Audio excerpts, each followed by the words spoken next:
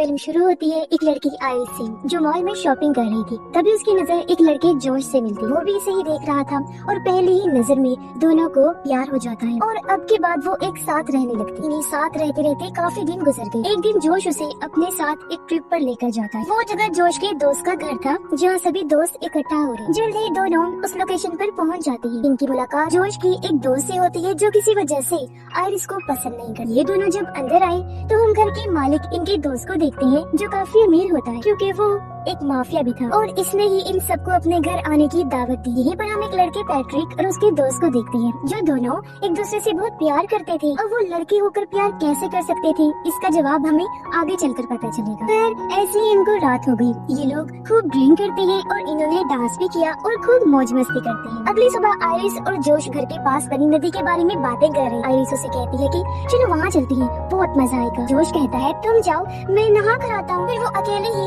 नदी किनारे जाकर खड़ी हो जाती है। उसने जब अपने जेब में हाथ डाला तो चाकू निकलता है। उसे देख वो काफी हैरान रह गई। सोचती है कि ये मेरी जेब में कैसे आया। तभी यहाँ पर घर का मालिक भी आ जाता है, इसलिए आइरिस फौरन चाकू वापस रख लेती है। वो जैसे ही जाने लगी वो कहता है कि इधर ही बैठ जाओ, बातें करती है। अब वो रुकना तो नहीं चाहती थी लेकिन उसके कहने पर रुक गई। वो बड़ी अजीब बात कहता है कि तुम मेरी पीठ पर लोशन लगा दो। ये सुन आइरिस को बुरा तो लगा लेकिन वो ऐसा करने लगती है। अब उस मालिक मकान की हरकतें इधर ही नहीं रुकती बल्कि वो आइरिस का हाथ पकड़ लेता है। अजीब तरह से उसे हाथ लगाकर अपने बहुत करीब कर लेता है। आइरिस को बहुत बुरा लगा। वो बार बार कह रही थी कि ये तुम क्या कर रहे हो, छोड़ दो मुझे, बहुत गलत हरकत है। लेकिन वो ये कहने लगा कि कोई मसला नहीं है मेरी जान, जैसे जैसे मैं कह रहा हूँ तुम भी करो। इससे आइरिस को गुस्सा आ गया।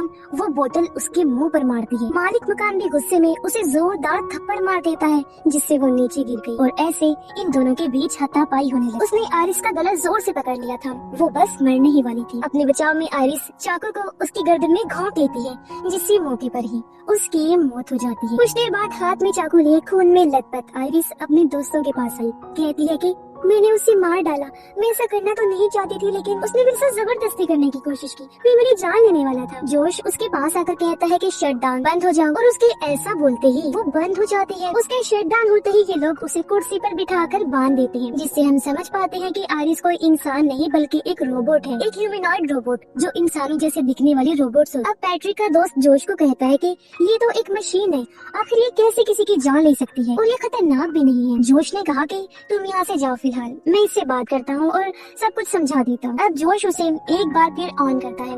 आइरिस अभी भी काफी घबराई हुई थी।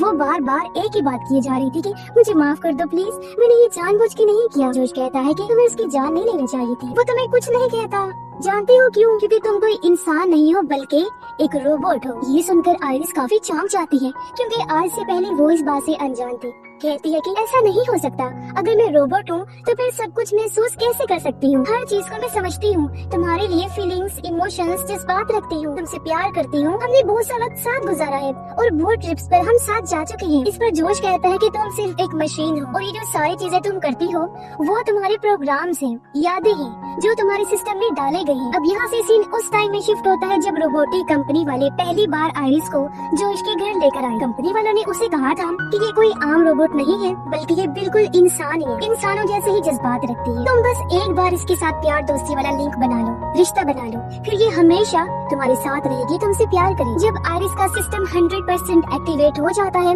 तो जोश जाकर उसके सामने बैठ जाता है। आइरिस ने जब उसे देखा तो उसका चेहरा स्कैन करके उसके साथ प्यार वाला लिंक बना लिया, जिसका मतलब था कि मूवी की शुरुआत में जो सीन हमने देखा था यानी कि मॉल वाला, वो असल में नहीं हुआ था, वो तो बस आइरिस की यादों में डाला गया था। और इस तरह से इनके प्यार का रिश्ता बना होता है। आइरिस उससे प्यार करती है और उसे लगता है कि उन्होंने बहुत सारा टाइम साथ गुजारा है, लेकिन ऐसा नहीं होता क्योंकि इन्हें मिले हुए बस अभी एक हफ्ता ही हुआ था। लेकिन यादों की वजह से आइरिस को यही लगता है कि मैं कई सालों से जोश के साथ रह रही हूँ। जोश उसे ये भी बताता है कि तुम्हारी आंखों से जो निकलते हैं वो आंसू नहीं है बल्कि पानी है, क्योंकि तुम्हारे अंदर एक टैंकर है।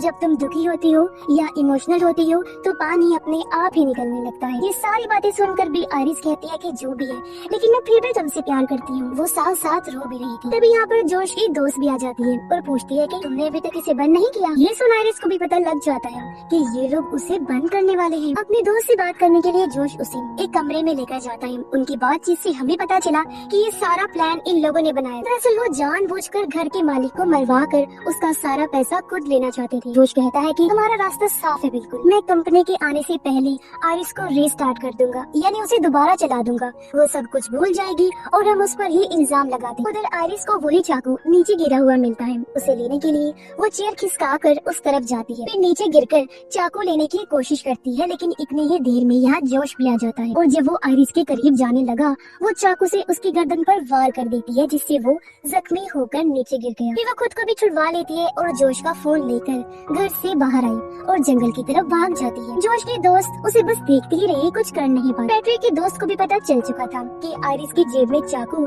जोश ने रखा था। जोश उसे बताता है कि ये सब हमारा ही प्लान था और अब अगर कंपनी के आने से पहले हमने उसे नहीं पकड़ा तो हम सब फंस जाएंगे। वो एक पेन ड्राइव को सामने रखते हुए कहता है कि इसकी मदद से मैं आइरिस में चेंजिंग्स कर सकता हूँ और उसे पूरा बदल सकता हूँ, लेकिन इसके लिए हमें उसे पकड़ना होगा। अब जोश पैट्रिक के दोस्त को भी पैसे दिखाता है जिनके लिए ही इन्होंने घर के मालिक की जान ली। जोश कहता है कि इन पैसों के 3 हिस्से होंगे, एक मेरा, एक मेरी दोस्त का और एक तुम्हारा, जिन पैसों को हम आपस में बांट लेंगे। इस पर पैट्रिक का दोस्त कहता है कि 3 नहीं 4 होंगे। पैट्रिक को तुम कैसे बोल सकते हो, वो मेरे साथ है और उसे भी तुम्हें हिस्सा देना पड़ेगा। जोश कहता है कि नहीं, मैं ये नहीं करने वाला, इसे तो बस 3 ही होंगे। ये सुनकर उसका दोस्त जाकर पैट्रिक को शट डाउन कर देता है, वो बंद हो गया और हम समझ पाते हैं कि पैट्रिक भी एक रोबोट है। जोश की दोस्त उसे बताती है कि यहाँ टोटल $12 मिलियन है, जिनमें से $4 मिलियन हम तुम्हें देने वाले। तुम्हें बस हमारे साथ मिलकर आइरिस को ढूंढना है, इससे तुम नहीं फंसो। वो मान तो गया लेकिन कहता है कि गन मैं अपने पास ही रखूंगा क्योंकि आइरिस बहुत खतरनाक है। जिसके बाद वो पैट्रिक को भी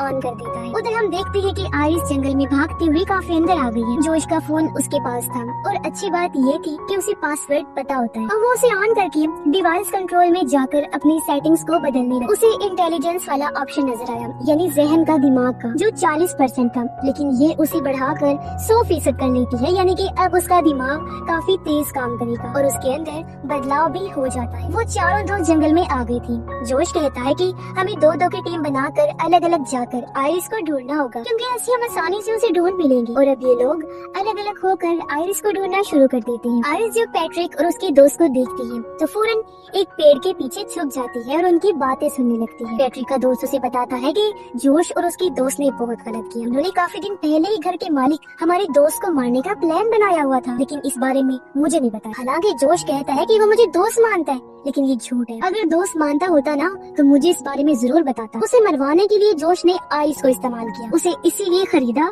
क्योंकि आइरिस की मदद से वो उसे मरवाना चाहता था, क्योंकि ऐसे उसका काम आसान था। और अब जब वो फंस चुका है तो मुझसे मदद मांग रहा है। ये सुनकर पैट्रिक कहता है कि मैं भी तो एक रोबोट हूँ ना, तो क्या तुम भी मेरे साथ ऐसा ही करोगी? दरअसल उसे पता चल चुका था कि मैं एक रोबोट हूँ। उसका दोस्त ये सुनकर पहले तो काफी हैरान हुआ, पूछता है कि तुम्हें ये कैसे मालूम हुआ? पैट्रिक कहता है कि यार मैं इतने दिन से तुम्हारे साथ रह रहा हूँ, बस पता चल गया। और अब हम देखते हैं कि आखिर कैसे पैट्रिक और उसके दोस्त के बीच प्यार दोस्ती का रिश्ता बना था। दोनों एक फेस्टिवल त्योहार में मिले थे और इनके बीच गहरा रिश्ता बन गया। तब उसका दोस्त कहता है कि तुम बेफिक्र रहो, मैं तुम्हारे साथ कुछ गलत नहीं करूंगा, क्योंकि सच में तुम्हारे साथ रहते रहते मुझे तुमसे प्यार हो गया है। तुम बहुत अच्छी हो, मैं हमेशा तुम्हारे साथ रहना चाहता हूँ, तुम मेरे लिए सब करते हो। इनकी बात चल ही रही थी कि तभी आइरिस के हाथ में फोन पर बेल हो जाती है, जिससे इन दोनों को पता चल गया कि आइरिस पेड़ के पीछे है। पैट्रिक का दोस्त गन निकाल लेता है। आइरिस भागने लगी तो वो शूट करने लगता है, लेकिन निशाना ठीक से नहीं लगता। ये देखकर पैट्रिक का दोस्त दूसरी साइड पर जाता है और जब आइरिस भागते हुए आगे बढ़ रही थी तो वो सामने से आकर उसे पकड़ लेता है, जिससे ये दोनों घसीटते हुए नीचे गिर जाती है। लेकिन इससे पहले वो गन लेकर दोबारा आइरिस पर हमला करता, वो ही उसे पकड़ लेती है और इन दोनों के बीच हाथापाई होने लगती है। लेकिन इसी बीच गन चल जाती है, गोली पैट्रिक के दोस्त को लगी और उसकी मौके पर ही मौत हो जाती है। अब ये सब कुछ ऊपर खड़ा हुआ पैट्रिक भी देख रहा था। और अब जब जोश उसके दोस्त भी यहाँ आए तो आइरिस भागकर घर की तरफ आती है। वो जोश की हाईटेक कार में बैठ जाती है और उसे लॉक कर लेती है। तब तक जोश भी यहाँ आ गया था, जो दरवाजा खोलने की कोशिश करने लगा, लेकिन कार चल नहीं रही थी क्योंकि वो सिर्फ आवाज की कमांड देने पर ही स्टार्ट होती थी। आइरिस ने जब अपनी आवाज में गाड़ी को चलने को कहा तो वो मैच नहीं कर, उसके पास वक्त कम था क्योंकि जोश भी कांच तोड़ने लगता है। अब आइरिस अपना दिमाग लगाती है, वो सेटिंग्स में जाकर अपनी आवाज को बदलकर जोश जैसा बनाने लगती है। जल्दी उसकी जैसी आवाज बनकर मैच हो गई और गाड़ी स्टार्ट हो जाती है और आइरिस यहाँ से भाग गई। लेकिन जोश का भी बहुत दिमाग चलता था। वो फौरन घर के अंदर आया, घर के मालिक का फोन लेकर पुलिस में रिपोर्ट कर देता है कि मेरी गाड़ी चोरी हो गई है। जैसे रिपोर्ट दर्ज हुई, गाड़ी एक रोड के किनारे आकर अपने आप ही बंद हो जाती है। फिर जोश उसी फोन से अपने फोन पर कॉल करता है और जब आयरिस ने फोन उठाया तो जोश कहता है कि प्लीज तुम घर वापस आ जाओ, मैं सब कुछ ठीक कर दूंगा। तुम एक रोबोट हो तो तुम्हें कोई सजा नहीं मिलेगी, और अगर तुम्हें इस बात का दुख भी हो रहा है तो कोई बात नहीं, मैं तुम्हारे अंदर बदलाव कर दूंगा जिससे तुम सब कुछ भूल जाओगी और हम फिर से एक साथ रहने लगेंगे। इस पर आयरिस कहती है कि बिल्कुल नहीं, अब मैं दोबारा तुम पर भरोसा करके गलती नहीं कर सकती। तुमने तो घर के मालिक को मारने के लिए मुझे इस्तेमाल किया है।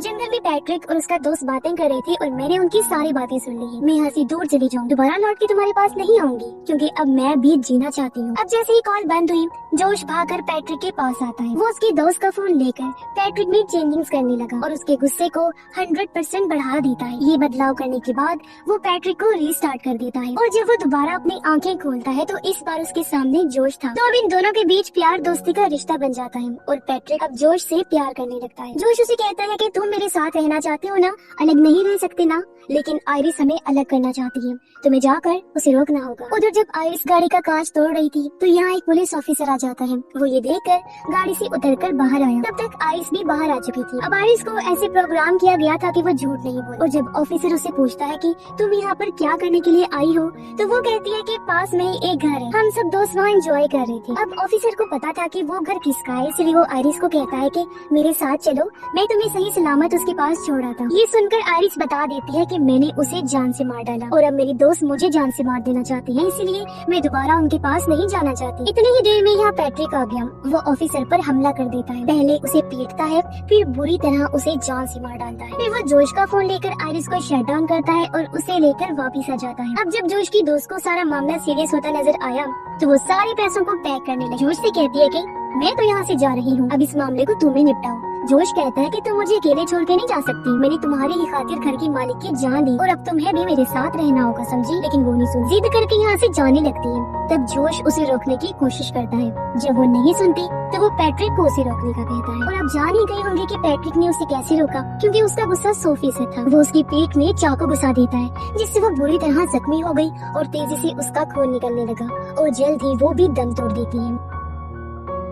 अब उसकी लाश को ठिकाने लगाने के बाद जोश फिर से आयरिस को ऑन करता है, लेकिन उसने आयरिस के हाथ कुर्सी से बांधे हुए थे और अब वो चाह कर भी कुछ नहीं कर सकती। जोश कहता है कि मैं तो सिर्फ तुम्हारे अंदर चेंजिंग्स करके तुम्हें रीस्टार्ट करना चाहता था ताकि तुम्हारे अंदर का सेव डेटा डिलीट हो जाए, लेकिन अब मुझे लगता है कि तुम्हें खत्म कर देना चाहिए। आयरिस, जिसका दिमाग 100% काम कर रहा था, कहती है कि मैं सब जानती हूँ कि तुम्हें क्या अच्छा लगता है क्या नहीं। वो और भी कई सारी बातें करती है जो सिर्फ जोश के दिमाग में चल रही, जिससे जोश को अंदाजा हो गया कि उसका दिमाग कितना तेज काम कर रहा है, इसीलिए वो उसकी इंटेलिजेंस को 0 कर देता है, यानी दिमाग बिल्कुल खत्म। जिसे अब वो जोश के कंट्रोल में आ गई। जैसे जैसे वो कह रहा था आयरिस बिल्कुल वैसा ही कर रही थी। वो उसका एक हाथ आगे करके नीचे मोमबत्ती रख देता है। ऐसा उसने इसलिए किया ताकि उसे तकलीफ हो और वो जलने लगती है। अब जोश कंपनी में फोन कर देता है ताकि वो आकर आयरिस को ले जाए। आयरिस का पूरा हाथ जल गया और उसका अब मशीनरी वाला हाथ नजर आने लगता है और अब वो पैट्रिक को कहकर आग बुझवा देता है। फिर उसके कहने पर आयरिस गन हाथ में लेकर अपने सर पर रख लेती है और जब उसने चलाने को कहा तो वो खुद को शूट भी कर लेती है, जिससे अब पूरी तरह वो खत्म हो जाती है। कुछ टाइम बाद रोबोटिक कंपनी वाले लोग जब आयरिस को लेने आए तो वो इन्हें झूठी कहानी सुना देता है। गवाही के तौर पर उसने पैट्रिक का रूप पुलिस वाला बना दिया था। वो जोश की हाँ में हाँ मिला रहा था, इसलिए